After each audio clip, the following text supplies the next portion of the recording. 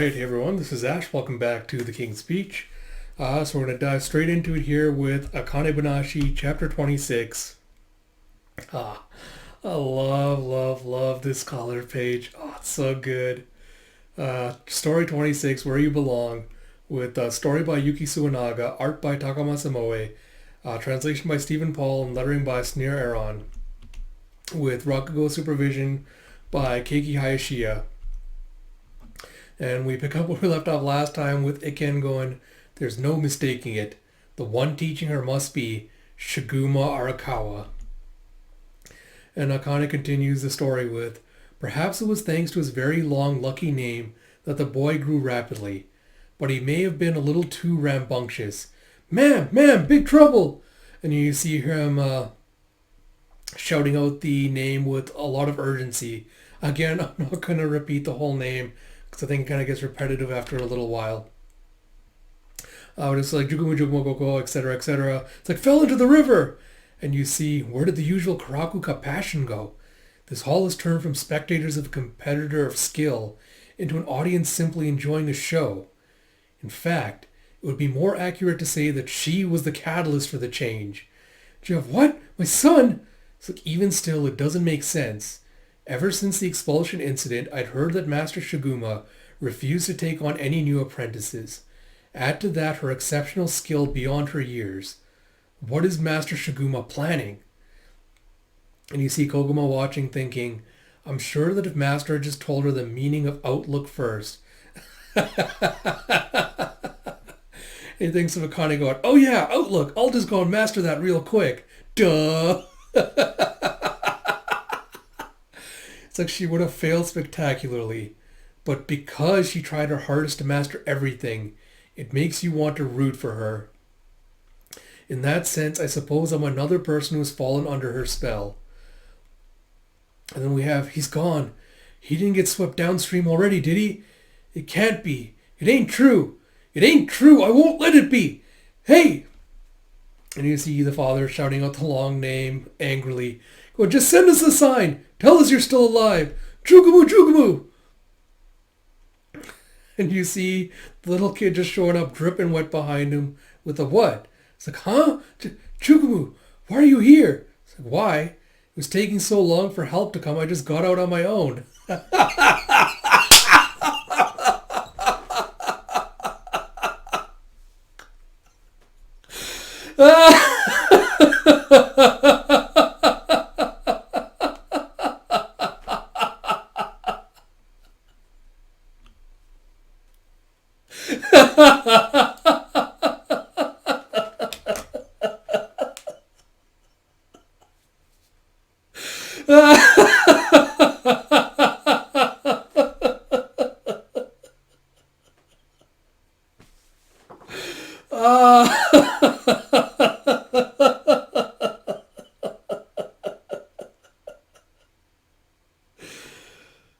Oh, God, it hurt. All right, that was very well done. Very well done.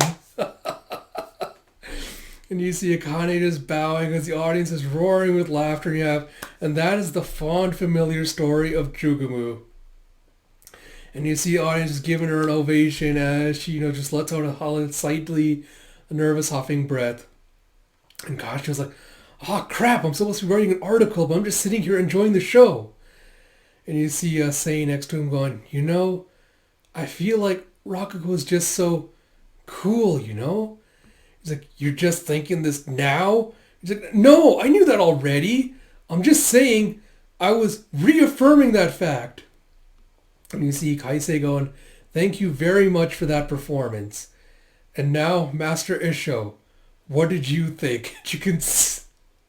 You can see how there's now a palpable sense of tension within the audience. Everyone's kind of clenched hearing him ask what he thought. And even Akane's kind of just sweating after that performance. And you see you know you don't belong here, right? And Akane just kind of determinedly says, "Yes, sir." It's very well. And the audience is kind of just murmuring, what was that? What did that mean? I see more murmurs. Kaisei is kind of side-eyeing her. And God, fucking Bolka. Why can I not remember your name, Bolka? Karashi? Yeah, Karashi's friend is like, doesn't belong here. What's that supposed to mean? And you see Karashi looking like he's seen a ghost with, huh? Karashi? And you see, wow, that was amazing. This year's Karaku Cup was crazy. Could you have predicted the winner? It's like, no way. That was a real shocker. But I think it made sense, don't you? And I think it's confirming that Akane was the winner. It's like, you mean how nobody was like, what? Why? It's like, yeah, exactly. The one thing I didn't get was Master Isho's comment. And you see, oh, shit. It's like, I'll show you to the room. The talk between the winner and Master Isho is scheduled to be 15 minutes long.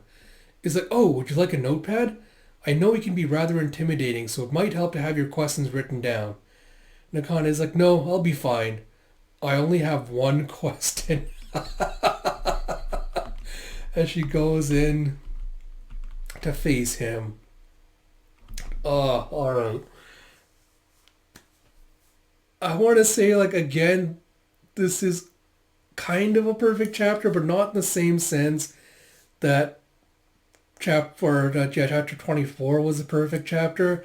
I think this one was perfect just because of the setup leading to that deliberately getting you the laugh with that name, where she has the kid just getting up out of the river and telling you that with him being like the whole like, oh, I just got out of the river on my own because it's taking too long to get help. Because from the moment we had Koguma telling her, Akane, that, hey, the history of the whole story behind this is it was originally a tragedy, because it ended with a tragic ending because the name of the kid was so long that the time they tried to get him help was too late. The kid ended up drowning. And then with Akane kind of going on like the history of the names in the Edo period and why they chose such long names and the idea that, they did it because kids back then didn't survive so long, etc. I feel like it's kind of setting up the expectation that Akane was going to go for the tragic ending to this story and, to kind of like wrap everything up. But the fact that she decided like, no, I'm going to infuse these elements into there to give the people like, a deeper appreciation, understanding of the story, but still kind of go with the classic kind of like, humorous, happy ending for it. I think like the setup leading up to that was so perfect that when you do get that final line of the kid coming out saying like, oh, it's taking too long, it just landed so perfectly. It was just so well done. Like, oh, it was completely unexpected for me. Like, that's why I got such a good laugh. Again, just masterfully set up and executed. 10 out of 10, no notes.